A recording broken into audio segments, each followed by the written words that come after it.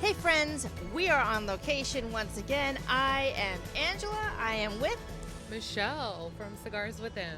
Okay, she's back on the pod. So if you're new to join us, welcome. If you know me, thank you for following, subscribing, all the things. So listen, look at this. Look at this wooden sign. I love it's like it's amazing. It's a beautiful. We're at the Harlem Cigar Room in Manhattan, in Harlem, New York, and we're gonna start the pod out here, and we're gonna move it inside, aren't we? Yeah, we are. We're gonna have a seat and a light smoke. Yeah. So anything we want to tell the people of why we chose to kind of start this right out here in this nostalgic place? Harlem Cigar Room is definitely a iconic place. If you've ever been here, you know that Harlem is the place to be. And so why not do the podcast here? I think it would be great. Yes, and Odin, he graciously said yes to us, so we're going to go right inside. All right. We're inside now. We are inside. And we're inside of the humidor, actually. The great humidor of Harlem Cigar Room. It's a beautiful place. So we are amongst a lot of different brands here today. I will say this, a shout out to Wanda. I know they sell her cigars here. Maybe they're sold out, but that could be a good thing. Everyone's buying them, the Mi Gente. We were gonna tell you about that, but that's not here right now. But what we will tell you is Odin, the owner, his house blend, his cigar, the Odin cigar. We have a few of those here. I'm gonna show you that on camera. And then you're gonna talk about one of the cigars in here that is near and dear to you, is that right? Yeah, so I definitely always like to shout out my AP Carrillo family. Ernesto, Francesca, Lisette, always amazing people to me, and I'm grateful to have a good relationship with them, but also just Ernesto never misses on his cigars. So shout out to the EP Carrillo family, now Casa Carrillo, and keep making these great cigars. I mean, you're killing it every single time. So here's the thing. We're still on location. We're in the humidor, but we're very close to the outside door to the street. So I'm wondering if the audience can hear. That's a pretty loud ambulance right now, right? For us, does it seem loud to you? A little bit, but we hope and pray that they're going to be okay wherever they're going. Oh, that too, yeah. That's a serious thing. Yeah. But if you hear a little background noise, just bear with us. Yeah, because we want to bring you the best cigar podcast content, and it is a pleasure to be in the humidor. Right. It smells so great in here. It feels very homey. Yeah, we love it. We can't get enough of cigars. All right, look at this. Boom. I'm going to put it right there. Okay, I'm going to have you say it because Barcelo Imperial is the gift that she gave me today for today's podcast as a cheers. We're cheersing just like this, right? Cheers to you because, again, we're improving. We thought things would be a little different today, but we're improving. But we are pleased to be, again, here inside, in the humidor. Yeah. So we do want to give a shout out to Barcelo. I like to give cheers to different companies.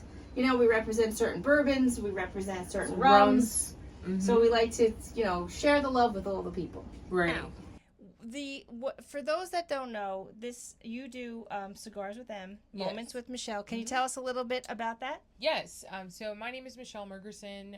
Very nice to be on the podcast today. I own a cigar education company that has been in existence since July of 22. Coming up on 3 years. Also next week, on June 9th, will be my 150th episode of Cigars with Em. So I put a nice 150. Yeah, so thank you. I love doing post edit. You can put all those fun things. So I really appreciate all the support. That's actually how I was able to meet Angela, because she saw one of my episodes and we've been able to connect from there. So super excited for that. And if you are looking to be educated in person, I actually have VIP with Mechelle classes that are cigar education classes that you physically can have 2 hours of cigar education hosted by me. And I provide physical tobacco for you to feel for the cigar that we are going to be smoking that is included in the guided smoke. Yeah. You had once asked a question, I think, online. And you're like, something like, what do you what can I do more for you, like to all like the cigar community, or what do you want? What would you want from me? And I think I answered it like the poll, and I go to be on your podcast, or so she said yes. Absolutely. So hey, I mean, coming from Virginia, I just came from upstate, but this, the city. The city is near and dear to my heart, and so it's a pleasure to be here. So I was saying, did I say this place is on Broadway, near 141st Street. So if you're in the area, come say hi to all the people. Nora, Odin, everybody here, they're lovely. And listen, if you're visiting New York City from Wyoming, make sure you stop here at the Harlem Cigar Room, because it's the place to be. It is indeed, and the humidor is nice and cozy, and it has a great selection, and customer service is A+. A+. All right, so now we're gonna go right back to talking about EP Carrillo cigar, the Allegiance, which is the one that we actually selected for today. Yep. It's actually one of my favorite cigars that Ernesto makes, and I like this cigar a lot because it's such a smooth blend. It doesn't matter if it's the middle of the day or the end of the day. It just kind of keeps me going. I had the opportunity to meet Lisette and Ernesto and, of course, the EP Carrillo team many times, and very grateful to have been in their presence. They're wonderful people, not to mention they always blend amazing cigars. Oh, yeah. And one thing I will say is, me being able to do my cigar education classes in person, VIP with Mechelle, a couple months ago, I had the opportunity to tell the story of EP Carrillo, as well as being able to kind of break down the tobaccos that we indulged in. And from the experience of having the class and just kind of getting to know more information about EP Carrillo as I was doing my research, it made me love them even more. Oh, yeah. I mean, I was telling Mechelle, I love how it's a family company, first and foremost. And his daughter, Ernesto's daughter, Lisette, is basically, she's the next generational face of the entire company. She is. She's gonna take it into the next 50 years. Yeah, she is. And that's why I think they changed the name. Did they say why they changed? Because it's more now like the house of, so, not just like hit her dad's name on it. It will be like more encompassing them as a family name. Yeah. So I'm not exactly sure on the kind of backstory of why the name changed. Why? Yeah. But they did change the name to Casa Carrillo. So that is now their new brand name for what was formerly known as EP Carrillo.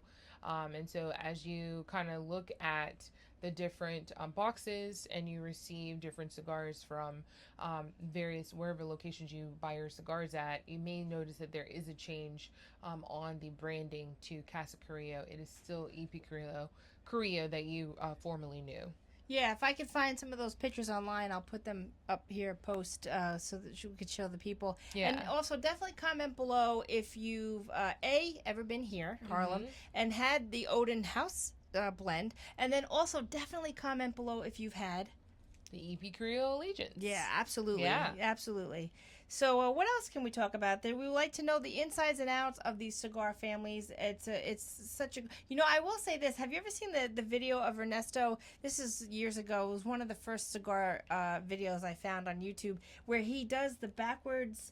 he takes a lit cigar and he brings life to it by puffing through the lit end. Really? That's kind of dying out, but it's like he does this whole thing. Yeah, it's an old video of, he said it's like it's what Winston Churchill did. Yeah, have a you dab it seen off or type heard, of thing, heard, yeah. He said, he takes it, he blows it on the lit end and gives it life, and then he turns it back around and he's like, see, and he smokes it. And wow, that's pretty Ernesto. cool. So maybe if you type in Ernesto on YouTube, Winston Churchill, backward smoke. Yeah, it might pull up. It's a fun. Yeah, they have some nice. They have nice content. Yeah, they sure. do, because they were early on. They were one of the cigar families that produced a lot of the early content. I think. Yeah. That's what I found. They have a lot of great content. I enjoy watching them on YouTube Yeah, and watching their videos that they have on Instagram for sure.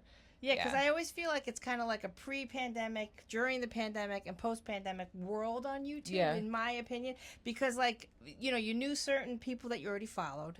But then, like, in the pandemic, everything kind of blew up because you could really watch a lot of their video. You could consume. Because you have time to binge watch. So I found, like, certain, like, cigar content really, like, they went from, like, 10,000 followers to like 80,000 followers in that in that span, or even more, millions.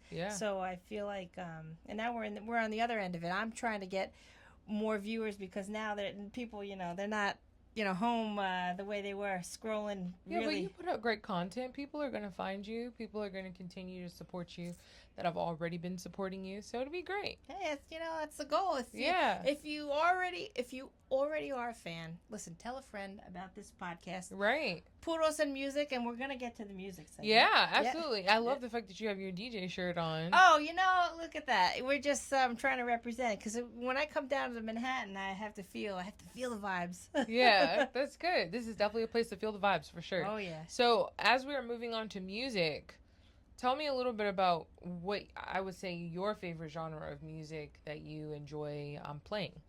Playing, like, you mean as a DJ or playing on an instrument? DJ. Because, well, honestly, as a DJ, I did, for the bulk of my career, it was weddings, right? So that in itself is all music. Literally, it's like, Frank Sinatra, which I love because that's what my grandma loved. I'm just going to put these, do you mind? Yeah, because I don't want to warm them up with our hands. We're just going to hold them for we're going to smoke those after.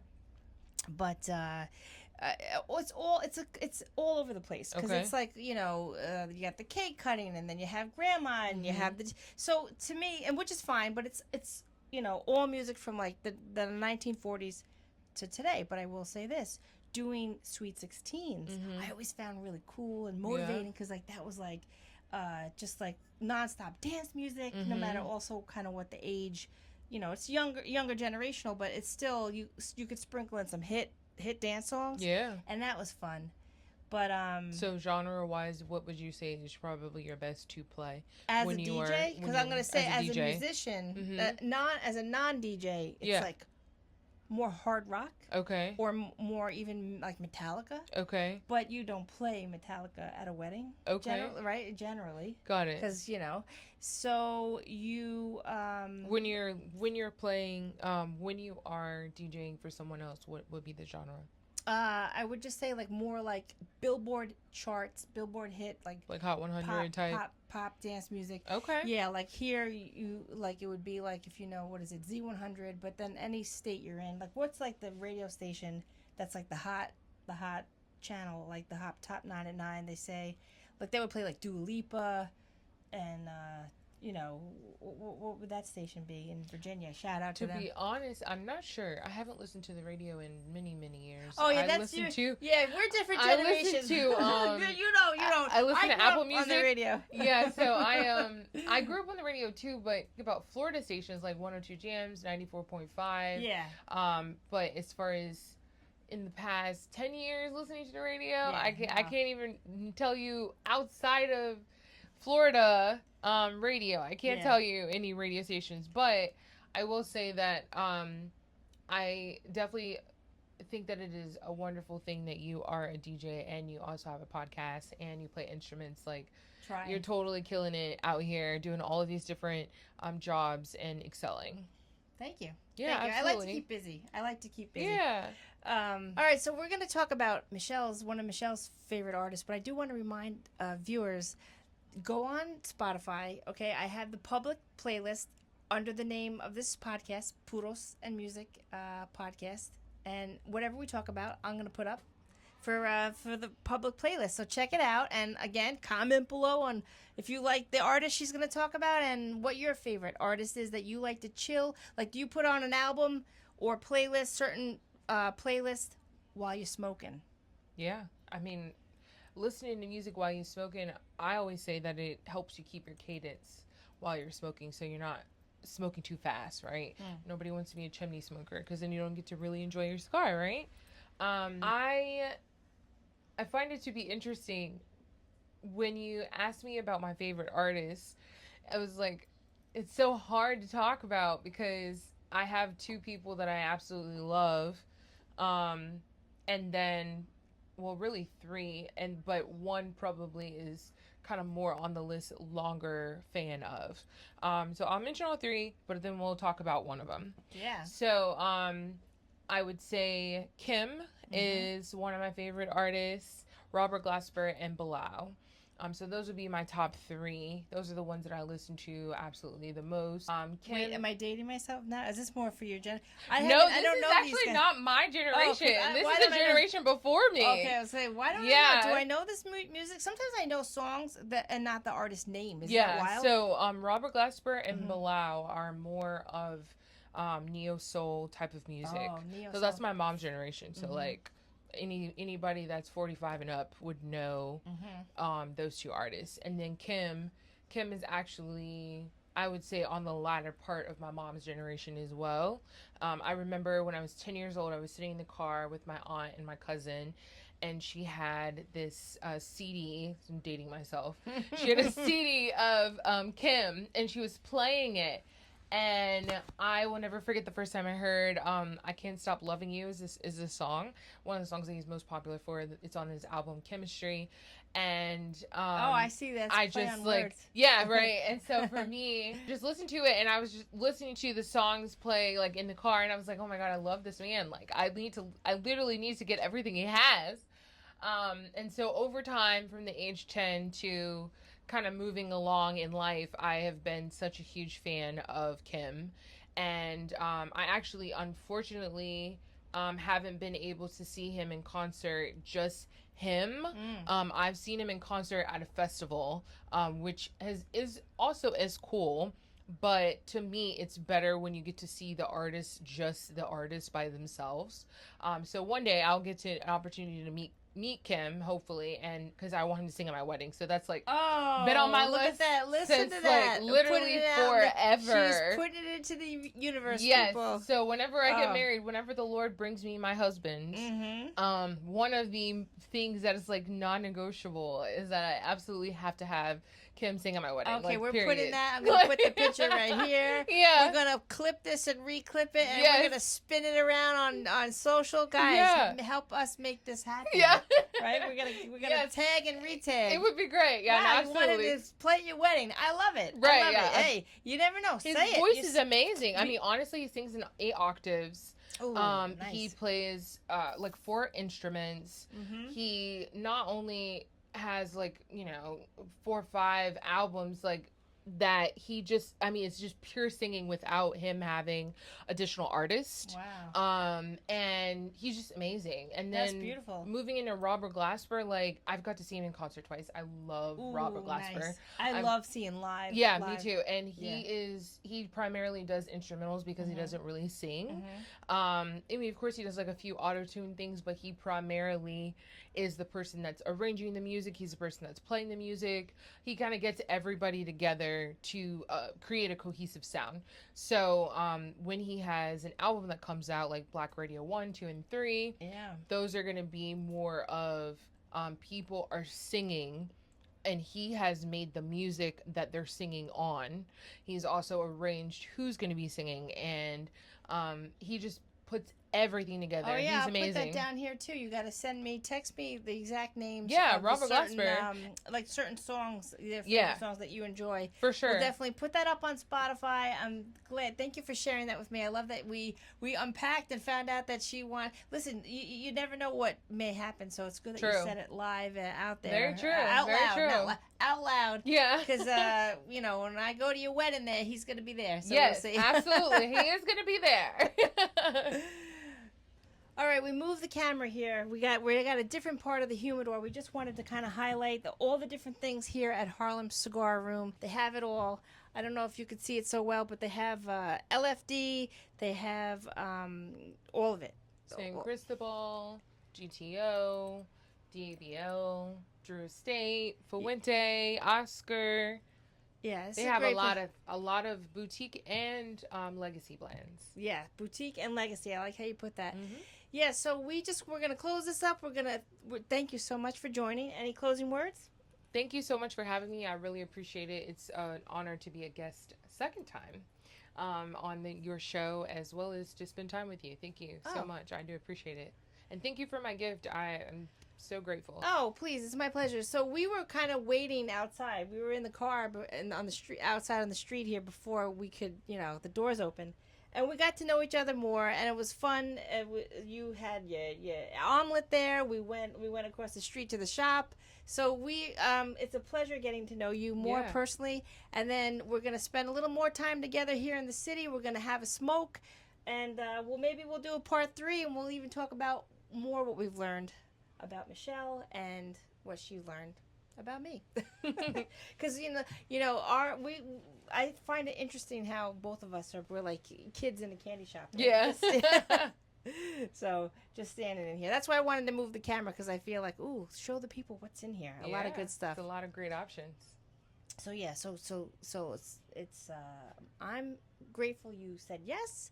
And again, thanks. Anything you want to say goodbye? No, I mean, we can say goodbye to the people, but not goodbye for too long. All right, so click subscribe, and we'll see you again, right? What do we say at the end? See you next time.